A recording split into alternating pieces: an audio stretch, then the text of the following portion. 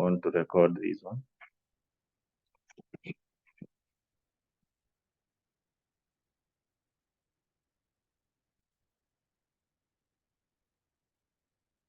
Awesome. So I wanted us to start here. So in this session, we want to see how the internet works. We'll introduce CMS. We'll see what is WordPress. We'll be learning WordPress web development. We'll see how you can make a website using WordPress, a professional website, not only for learning purposes, but something you can share with the world. We'll also see web hosting and also domains. So we start right away. So most of us know what is internet. So we can say internet is just a network of computers in which these computers are connected on the internet and they can be able to share information. So ensure if you are joining right now, ensure you mute yourself to avoid noise. So Henry, mute yourself, please. Awesome. So we can say internet is just a global network of computers whereby each computer is connected to the internet. Each computer also must have a unique address, just like the way every one of us has a unique name. Or something like every national identification card, everyone has a unique number. You'll never find a certain day that people are sharing same ID number. Unless it is counterfeit, it cannot be possible because every person must have unique details to uniquely identify him or her. Yes. So now computers, just like humans, they must have a unique address. Internet addresses are in form of, like, they are written in four formats. Like there is the first part, second part, third part, and the fourth part. So in short, this one is called as I said, please mute yourself if you are not speaking. We can always hear anything you do, so that so you should be able to mute yourself. So this is called IP address, whereby it has four parts: the first part, second, third, and the fourth. So that is the format of writing an IP address, which uniquely identifies each computer. So if like right now we are connected on the internet, we can be able to talk and communicate properly. And in this case, everyone's computer or mobile, it has a unique address which uniquely identifies you. So even if I don't know your name, but I can access your IP address, I will know your location and what you are doing with that by using that IP address. So in short, IP address is Internet Protocol, which is a protocol used to control the addresses, the naming system of computers, or identifying computer on the internet. So we can see a model here to represent what we know as internet. So we said internet is a global network of computers. So we can verify that by seeing this demonstration. We have computer one with a unique IP address, which is 123.4. It is connecting via the internet to this another computer here, which has a unique IP address of 5678, and they are able to communicate and exchange data. So this is made possible by internet. So if you connect to the internet through what we call ISP, Internet Service Provider, you are usually assigned a temporary IP address for the duration of your dial-in session. However, suppose you connect to the internet from a local area network, LAN. In that case, your computer might have a permanent IP address or might obtain a temporary one from a DHCP protocol server.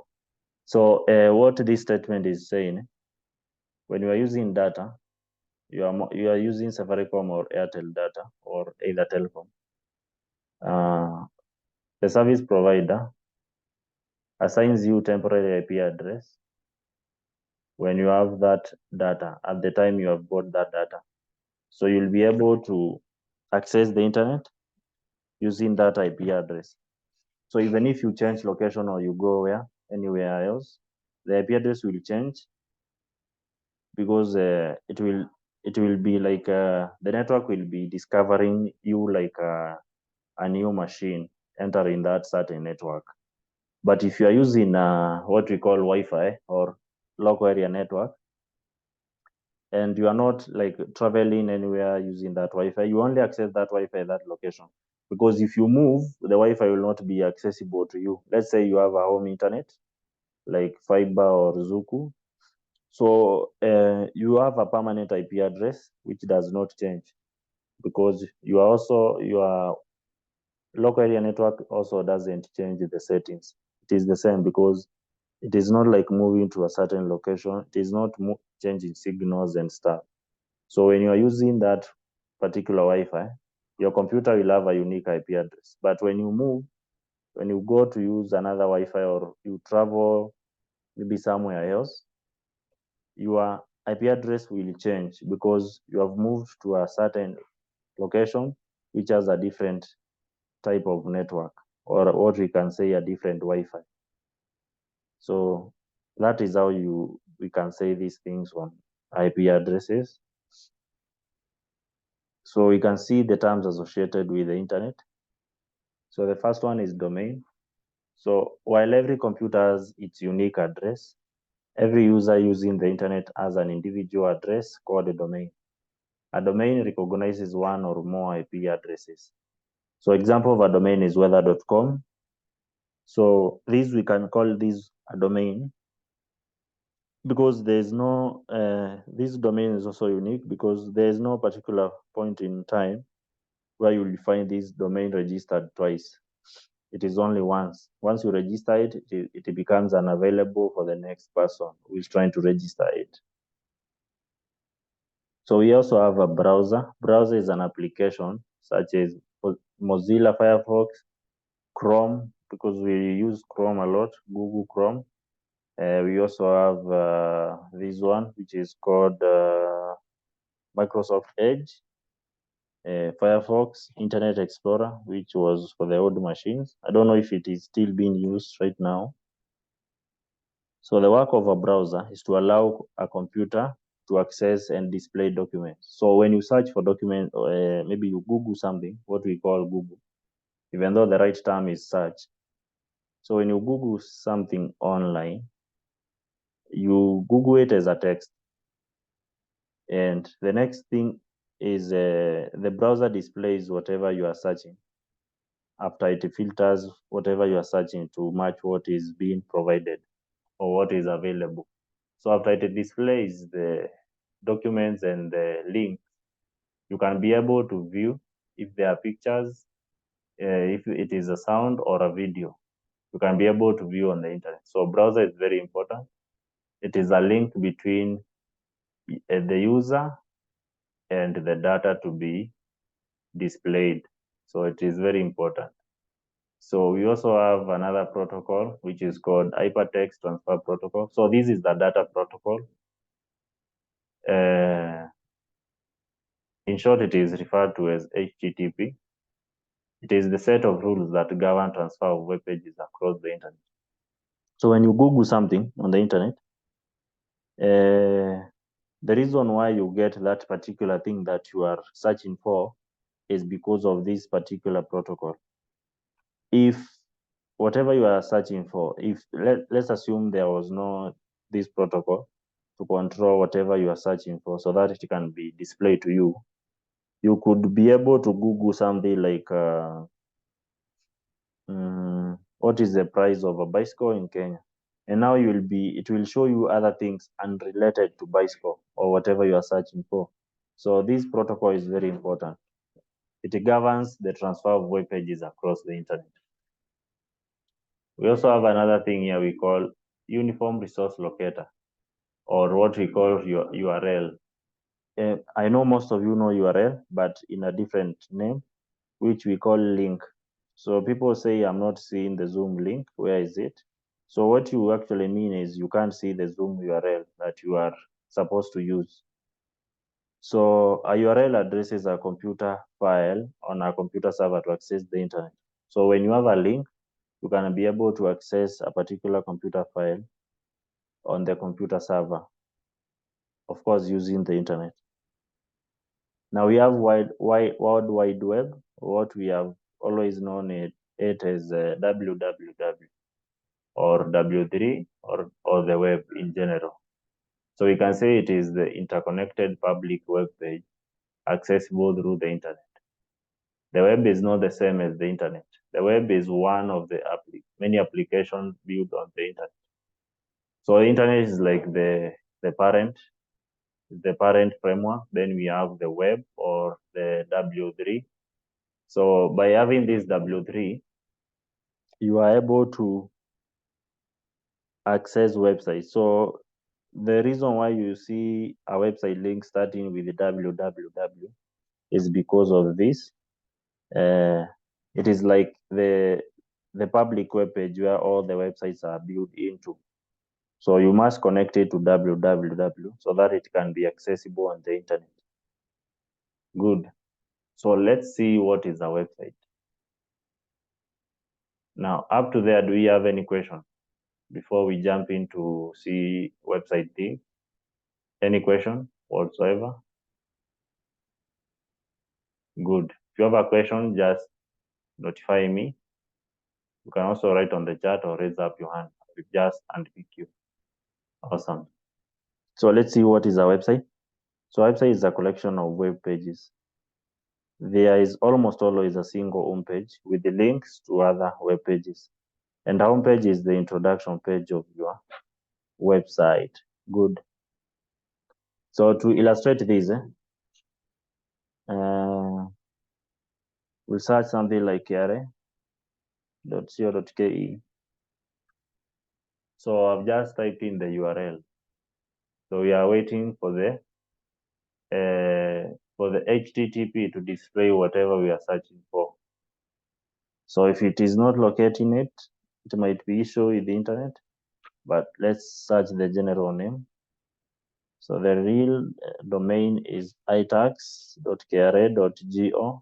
Yes, I was supposed to write go, not co. Yes, so as you can see on this link, there is www stuff here. There is www here before the name. It is just being populated. I did not type it, but because all the websites and because these are domain, all the websites domains are connected to this www, which we said is a public web page where our website can be built into. So it makes it easier for us to be able to view our website in real time.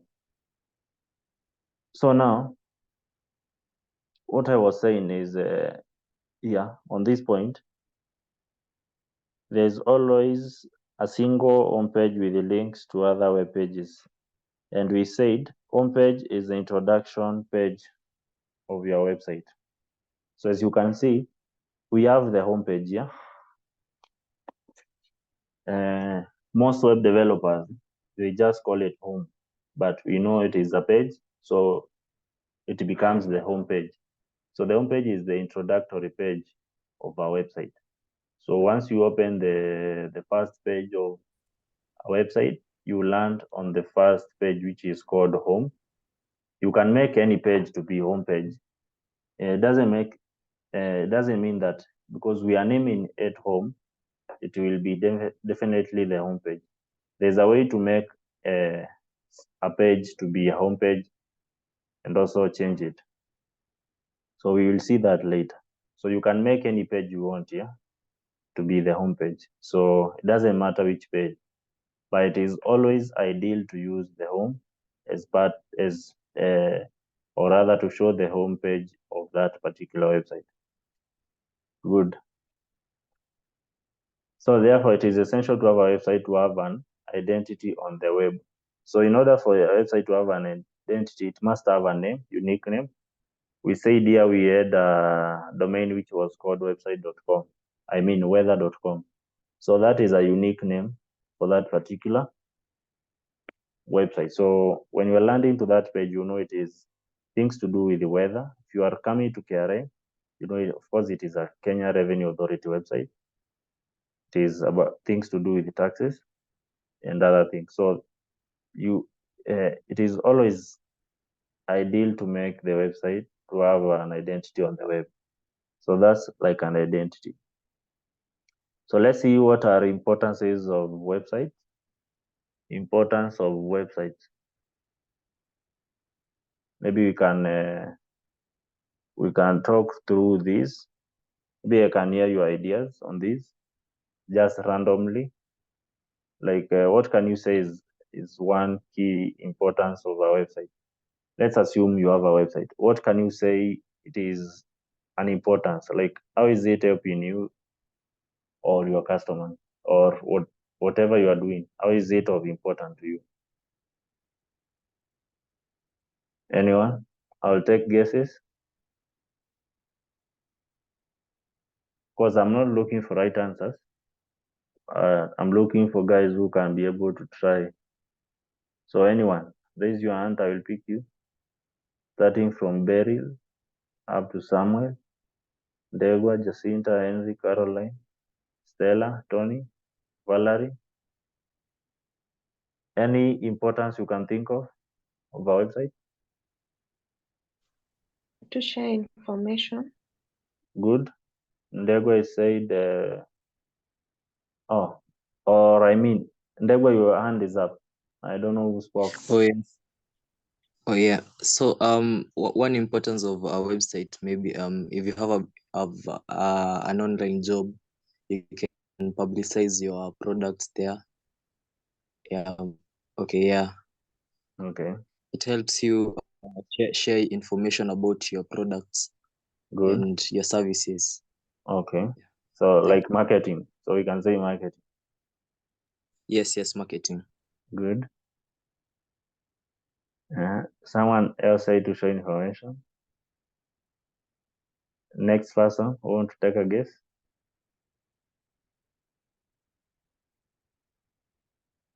Anyone else? For me, it acts as a virtual office. Even like now I'm at home, but still, if you need maybe information about maybe our work, just go to our website. You're able to find answers. Mm-hmm. Good. Yeah. Good.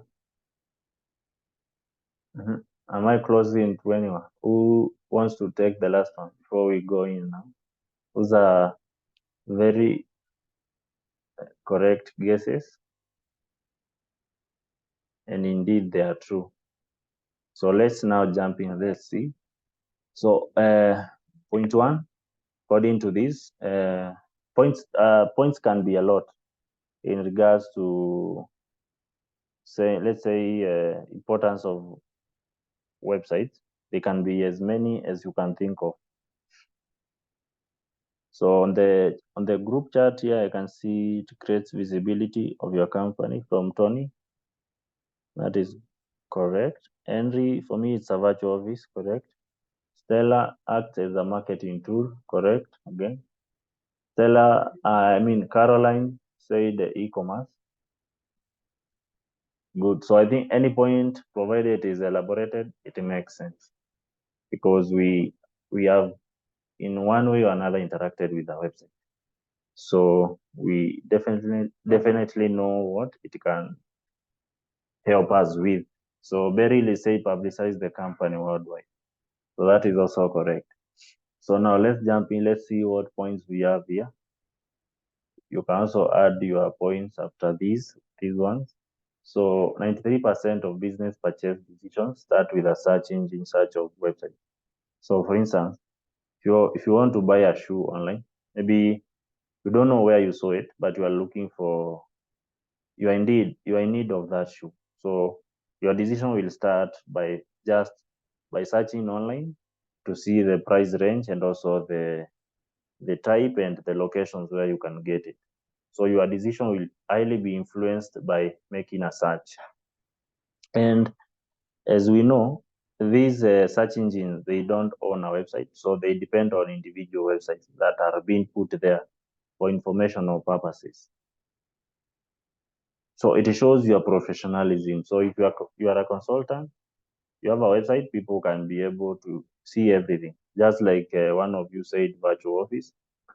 People can be able to derive information just from your website without you even engaging you in a conversation. And when they do that, they will have a clear picture of what you can do to their initiatives. So another point is it gives you ease of access. Having a website makes it very easy for people to find you, read up about your company, discover what you do, and answer any questions they have about your business. So that is indeed correct. We can also narrow down that to like it can market you easily.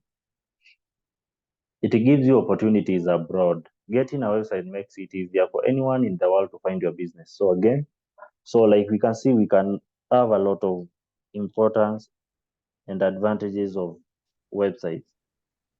It's an easily accessible data center. So like let's say you have packages. Let's say you're an agency or you're a social media marketing guru. You have packages, and people want to learn more about what you do so that they can begin the process of engaging you so that you can help their business in one way or another. So we can say it is a easily accessible data center. So they can just come into your website, or anyone's website that is relevant to whatever they are searching for. They gather information, and then they will be good to go because they will know what they need to do. Let's say if your packages include like you charge this, how much for this, so the client will always know that I'm paying this, and this is what I should be able to receive. So it's like a data center. People can access your information there without you opening your mouth. It provides self-service customer support. So again, almost same point. It can serve you when you are not there. So those are few points about advantages of having a website. You can add your other points. They can be as many as you can think of. Good. So let's come to this section of introduction to CMS. Let's see what is a CMS. You might have heard about it or not, but don't worry. So a CMS is a short form. In full, it is content management system. Content management system. So what is a content management system? It's a graphic user interface, or what we call GUI, and people might call it GUI, that makes interacting with a website database user-friendly. So anywhere you hear about database, just know that that's where you are making the website changes from. In order for changes to stand, you must update them on the database so that they can be published online so that you can be able to view it now on the website's front end. There are thousands of CMS options for websites, such as they can be thousands, but the only few famous one or maybe widely used, because if something is widely used, it means it has a utility. It helps people solve their problem in one way or another. So example is WordPress, Drupal, there's Wix, there's Grid, there's something like Joomla, there's Squarespace, there are a lot. So, and you can even build your own custom CMS solution. You can also build your own. All of these CMS systems work differently, allowing the website admin different levels of permission and control. Although the CMS is entirely of the web application, that is the database table, admin panel, front-end display, a CMS is typically judged on the functionality of its admin panel. For example, WordPress is the most popular CMS because its extensive plugin library exponentially increases its admin panel functionality. So what we can see here, because we'll be learning on WordPress, how to build website using WordPress. So we can see WordPress is widely used because of its extensive store of plugins. It has a lot of plugins. Plugin is just like what software developers call API or application it is called application programming interface, I think. I'm not forgetting the second part, because when you get used to using a short form, you tend to forget the full one. So it's just like an API. API is like third-party software which you can integrate to your original software to enjoy the third-party solution. For instance, if you want to have a WhatsApp integrated into your website, you don't have to develop WhatsApp application from scratch so that you can embed it in your WordPress. You can do it. You can still do it. There's no one who is preventing you or blocking you to do that. But what is the importance of doing that when you can be able to access the integration software, the API, the software API, take it and it is like use the functionality of the software and embed it in your existing software. So what I mean is, if you have a website, there's an API for WhatsApp. So you can integrate that software into your website without you creating the WhatsApp application interface from scratch.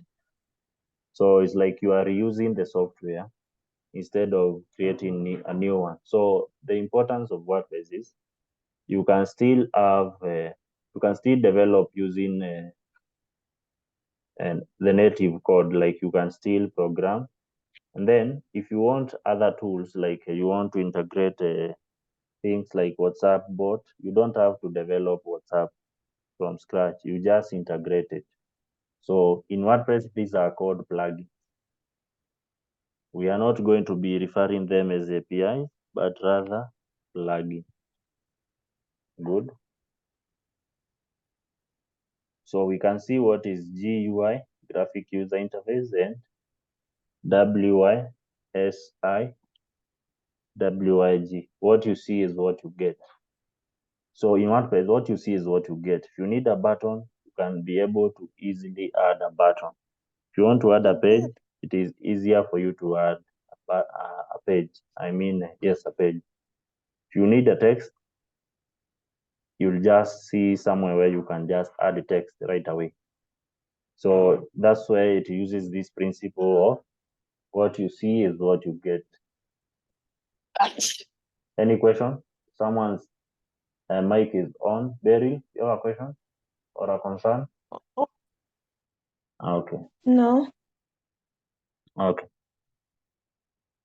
Yes. So so that is an element which is called what you see is what you get. So this text area allows you to manipulate HTML. HTML is the original programming language for developing websites without knowing how to code. So operating like Microsoft Word, the program allows the average user to implement text layout changes without understanding tags or style. So you don't have to know a lot of programming to be able to use WordPress, provided you know how to use a computer. The other part you should be able to learn. You don't have to know it already. So this chunk of HTML is then saved in a text database row cell and dumped into a page when referenced. So when you want to add a text, you will see the text option and you will be able to add it right away. So you will not be writing the HTML code because if you needed to write it, you can write it, but there is no need because we are using WordPress and there will be an option for that by just clicking it instead of writing. So it's a very important principle or element in WordPress. So you will not see it in practical, but it is an element that makes sense. Like what is it is illustrating what you are going to be doing. It's not like you are going to be seeing it physically, like the way you can see this dashboard. No, it is a principle. So the screenshot you can see in front of you, the screenshot of WordPress dashboard, or what we can say the admin panel. So on the admin panel here, we'll see this in real life when we start developing our own stuff. So so this is the dashboard. So just a minute, give me a minute.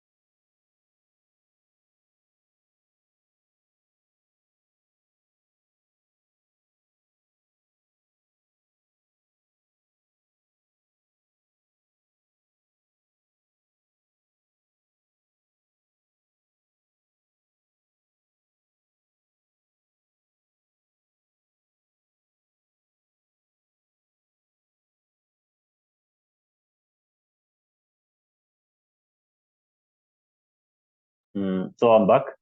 So as I was saying, this is the admin panel of WordPress.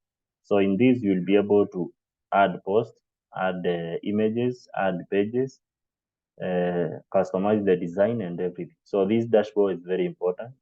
WordPress is entirely built on this, and this is where you'll be building your website from, so that people can be able to see now the front end. So this is like the back end of your website design part. So we will see this in practical. So don't worry about it. So we can see now what is WordPress. So WordPress is like the most popular content management system in the world. As of today, it powers more than 42%, not 38. I think this content was not updated. So as we said, there are also other CMSs that you can still use and come up with a professional website, provided you understand what you are doing. So why is WordPress most preferred amongst the other CMSs? So WordPress has the best variety of drag and drop page builders. It has free and premium plugins. So your focus is on free because you can get free plugins. You don't need to pay for premium one unless you want a very complex functionality on your website. But it is just simple. You can find 1,000 ways to implement it. It integrates with hundreds of different applications. That is what I was saying. You don't have to develop like something like WhatsApp from scratch in order for you to integrate it to your website. It is already developed by other engineers, so your work is just to reuse it so that you move your application quickly, you publish quickly, and you move on. Thousands of free and premium themes. So themes, in this case, you will come to discover themes are the designs, because every website has a design. So this is a design. So you'll get a theme like this, and your work is to make it custom to whatever you want. So if you want something like this, there's a lot of alternatives. But if you don't want something more advanced, you can just create it from scratch if you know what you are doing. So you don't have to find something existent like this.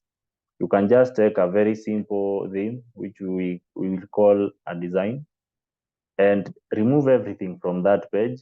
Then because you will know what you are doing at the time when we are finishing the class, you'll be able to develop something like this without taking a design somewhere. You'll just create it. What you will be doing is just using your eyes to see what is being done here so that you can do on your site.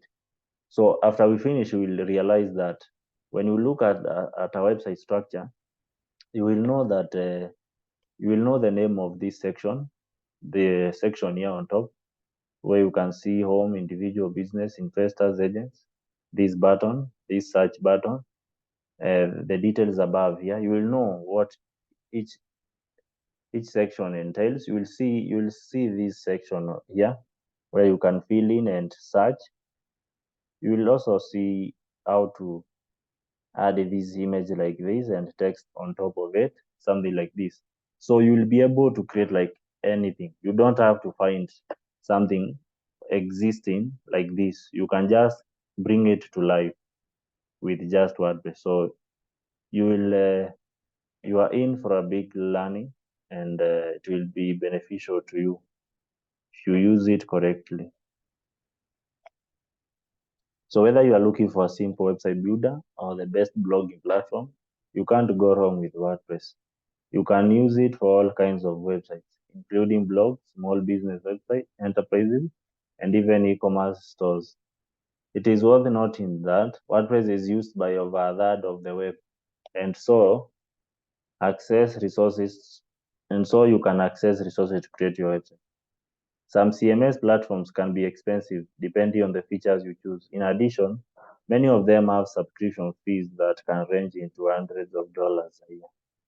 But WordPress CMS is 100% free and open source. Open source meaning that you can add functionality to the WordPress software that is being used to create websites and update it, or maybe update the software and use it on your own. So that is how it happens. It is open source. It is not like restricting you to certain things. No, if you have like a code, you want to add like the HTML code or a PHP code, you can be able to add it clearly without messing up with the design of the website. So it is very, very open source. While the software is itself free, you will need to buy web hosting and a domain name. So obviously, what you have here is the software to create the websites, not like the full packages. So you are not having the web hosting, you are not having the domain. So web hosting is like the server. The domain name is something like red.go.ke, like the name of the website. So I hope that is clear. So by start of this class, ensure you understand this name. If you are going to stick to web development, you will use these names forever. Web hosting and the domain name, you will use them forever. So let's see what is web hosting and domains. So web hosting is the process of renting or buying space to house a website on the web. In addition, the server must house website content such as HTML, CSS, and images to be viewable online. So these are the original programming languages for the web. Even WordPress is built using these languages. There's no website that doesn't use this HTML. So also after you learn this, you go ahead and learn HTML. You'll be a all-round web developer. It will help you a lot. You'll be able to do anything. Even if you find an empty theme, you can be able to add a lot of features into it without depending on the existing features that comes with the theme. So I said theme is the design that we will be customizing. It is a unique one. We are not going to have the same. Of course, we'll do the same theme, but it's not like WordPress is made up of only one theme. No, the theme I'm talking about is like a complete website that you just need to take and make it your own by removing what is not wanted and replacing with what you want. Yes. So what exactly is a server? A server is a computer that connects other web users to your website from anywhere in the world. So if your website is online, anyone can access it, no matter their location, their geographical location. Even if they are in America, Canada, UK, and your website is hosted maybe here in Kenya, provided it is online, they can be able to view it just the way you are viewing it here. Even if you buy a domain which is like .co.ke, it doesn't matter. The domain name is just to identify the website. It doesn't prevent you to do anything. So I know most people will say, what if I want to have a blog and I don't want people to know which country is coming from? Will it have a challenge? No, it doesn't have a challenge. It only restricts you to one audience, because if your audience is like Kenyan people, there's no need for you to go with the .com. Make it custom to them, because you develop the solution for the Kenyan people. But if you want it to be global, you want to serve people without them having issues with your domain. Maybe they are thinking, hey, I'm seeing this is .co.ke. I think the resources right here are not meant to be ours. So if you don't want people to be biased, just go with a .com. But if your audience is centered in one country, just go with the domain on that country. It will easily make sense to them, because it's like I come here, I search for KRA, and I find it is kra.co.uk. Definitely, I will not click that, because I will think that is not the KRA I'm looking for. The KRA I'm looking for must be finishing with the KE something, so that I can relate with it. So it all depends with the preference and the market, because people will treat the domain differently depending on what you are writing about. But if it's something like a blog, because blog is universal solution, you are not depending on people on one location to read about it, unless it is cultural things or things to do with one community or one country. That would make sense. But if it's a general blog for anyone in the world, I think you can just go with .com. It will not be of any challenge. So there's no restriction to whatever domain name you can have, even if it is .com or .co.ke. There's no restriction. The only thing is the pricing. The pricing is different on these domains. You can check, just Google domain name registrars in Kenya, compare the pricing, and you will understand. Good. So like we said, the server, it helps people to discover your website. So it is important to choose a very good hosting, a hosting that doesn't go down anyhowly, and a hosting that can be reliable 24/7. Like you expect the website to be faster at all times. If your website is slow today, it should not be slow tomorrow because of some errors on the hosting. So ensure you check these features by asking the hosting provider to give you like sample customer website, so that you can analyze the speed and also the availability of resources, so that you don't suffer. I know many people suffer with hosting, but if you ever need hosting or something related to domains and website, I'll be there, so you can be able to ask me a question before you go ahead and purchase something. Good. So what is a DNS? DNS is the domain name system. So what this DNS does is it controls the domain registration. So let's say today I've registered a domain called kra.go.ke. Tomorrow I don't want to come to the internet and see the same domain name is being used to host another website. No, I'll not be happy. So there's a system that is used by domain registrars, which is called domain name system. In short, it is DNS. So they use DNS. So by DNS, they are able to know that once a domain is registered, it becomes unavailable. So you can never register it twice. Never. So at any given point, you will never find a domain registered twice. And if you do, try to see if it makes sense. Like, are they having different content on the domains? So the same domain we call domain. Domain is from KRA up to here, but the full one is the URL or the link. So you can't type the domain with the www. No, even when you are searching for the domain, you start from the first part, the name only. There is nothing else that you put like W. So when you put W, it is like the website link, but this part alone is the domain name. Yeah, so DNS is very important. So let's check different types of web hosting.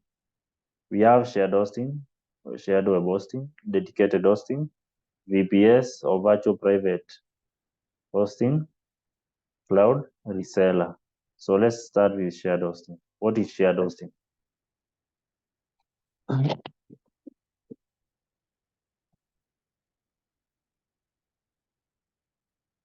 Before we proceed, do you have a question? Let's take 5 minutes break. We come at 8:70.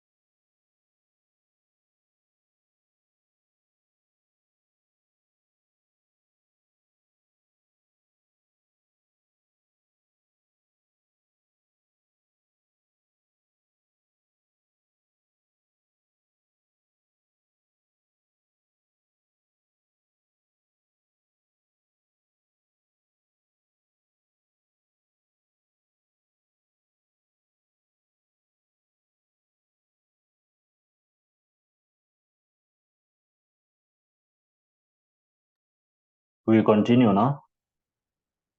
Let's continue.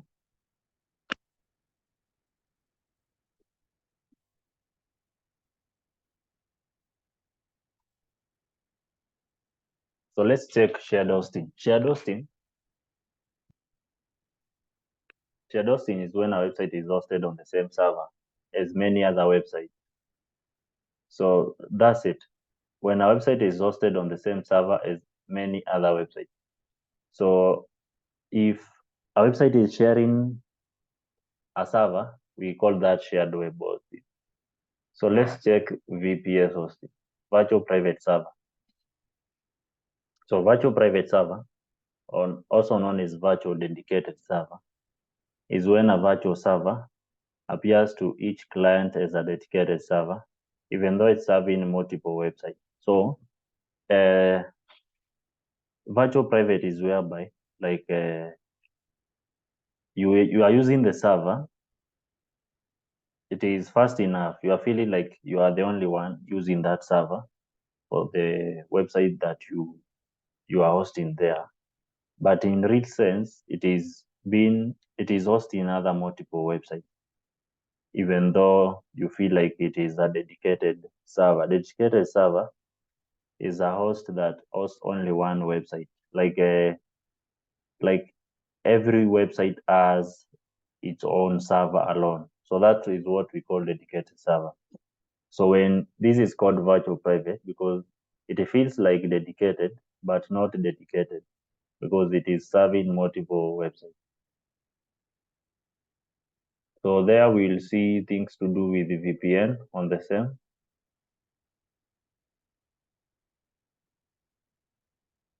Okay, these are VPN services. Not so important what we are learning, but you can see some of VPN services available. So importance of VPN is to enable you to scroll anonymously without people knowing your location. So entirely it is to hide your IP address, because your IP address reveals your location. What we call IP address. You remember the one we said each computer has a unique IP address. So your unique IP address, if it is located online, maybe if you are scrolling dangerous website like the dark web, if you're using dark web and you try to leak your IP address, people can hack your computer and destroy your file. So it's good to hide it using VPN. So you can check out these VPN services if you ever need one. They are the best. So now let's see what is dedicated server or dedicated hosting. So dedicated hosting sometimes referred to as managed hosting or dedicated server, provides entire servers to rent. So you will own the whole server on your own. So that's the difference with the VPS and shared hosting. So in this case, you will own the whole server. This type of hosting is comparatively expensive when placed side by side with shared hosting plans. For this reason, it's only really used when a website has a lot of traffic or when more server control is required. So when you need a lot of space, this is what you should go for. And another option for a website which has a lot of traffic is cloud hosting. Cloud hosting is the latest hosting type to hit the market, and it's become trendy in recent years. This type of hosting operates across many interconnected web servers that supply an affordable, scalable, reliable infrastructure. So let me elaborate to you how cloud hosting works. I know most of you have had things to do with the cloud. You hear this website is hosted on the cloud. The file, my photos are on the cloud. I can't lose them. So this is how cloud hosting works. So you find out that when you get a cloud hosting is and you have a website. Let's say you have only one website and the website is like very busy. So this website, the reason why cloud host is considered the latest one and the modern and very reliable is this website is hosted in many cloud servers. So when one cloud server fails, let's say cloud server A fails, your website visitor will not even discover there's a problem with your server, because it is only one server that has failed, and you have like other 9 backups. These backups have the exact copy of your website files. So if cloud server A fails, they are able to display contents normally, but now using other cloud servers from B to the 10th one. So that's why you hear things to do with the cloud OC is very reliable. Things like Amazon is using cloud. So it's like Amazon can never go down. There's no particular. And Amazon, I'm talking about the Amazon for e-commerce that is used to sell, that is for e-commerce. It is owned by Jeff Bezos. So they also developed AWS, Amazon Web Services. They use cloud. So Amazon is hosted in a cloud. So it can never go down, because if one server fails, because there's no way, because these servers are stored in different parts of the world. So if the server 1 fails, server 2 can never fail, and server 5 and the other one can never fail at the same time. So you will always be served with a very fast loading website, because it has enough resources for that website to display contents, website contents very fast. So that is a very important concept of cloud hosting. So cloud hosting is very different from the other ones. The other ones, you just have one server and that's it. But cloud hosting is different. You have like a lot of servers serving you, just like the normal server that you, like one server. So it's like having 10 dedicated servers, because we say dedicated, you own the full server. You own the full server. So now cloud host is like you have many dedicated servers, and you will be able to, you can see it is interconnected web servers. So it's not only one. So that's a very important concept of cloud. It helps you to avoid getting your website down, or maybe your website going out of memory. So let's see the last one, reseller hosting. So reseller hosting is the form of web hosting where the account owner can use his or her allotted hard drive space and bandwidth to host a website on behalf of that party. So it's like you get a bigger server, then you start selling the space. It's like you rent the server, like dedicated server, and now you have the capability and the privileges to sell the space as your own. So people will think you own the server, whereby you are also renting the server. Yeah, so that's how it works. So most people in Kenya are reseller hosting, because we know these companies are located in America for the servers, but it will still serve you the same way as the original server, because it is the same memory. It's just giving you some space into the original server. It's not like he has created this server. So I don't get why people refuse to go with the local one, because they fear the server might be slow. No, the only thing you should consider is ensure you tell your web hosting service provider you need good space for your website. Then everything else should be all right. Awesome. Now, we have one last part here, I suppose. Yes, we have one last part here before we call it a night. It is purchasing domains and hosting. So the best procedure is to start by purchasing a domain name, because in order for you to buy a hosting, your hosting account will be connected to your primary domain. So ensure you have bought the domain name first, to ensure quick and efficient process. So we have a lot of a lot of domain name registrars. Personally, I use Truehost. I'm not advertising them, but they are just good. They have friendly rates for local businesses. There's also SasaHost and Safaricom. And the good thing with Truehost, they have efficient customer service, and also SasaHost efficient customer service.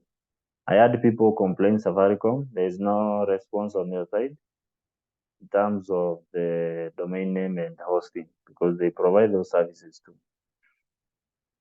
I've never used Bluehost or GoDaddy, but I've used Namecheap, which is also international. Its customer service is excellent.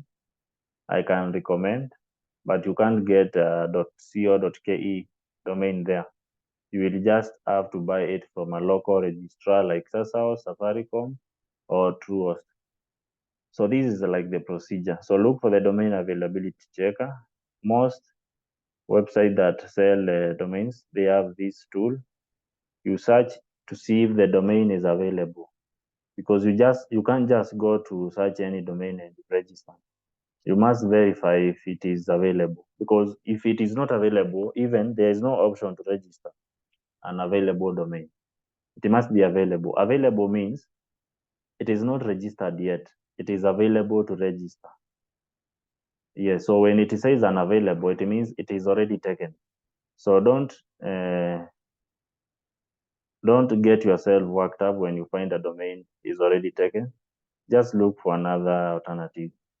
There, you can just come up with a lot of names around that domain without changing the original name. So there are procedures how to come up with a good domain name. I'll give you that as an assignment. Go and check it out. It is available online.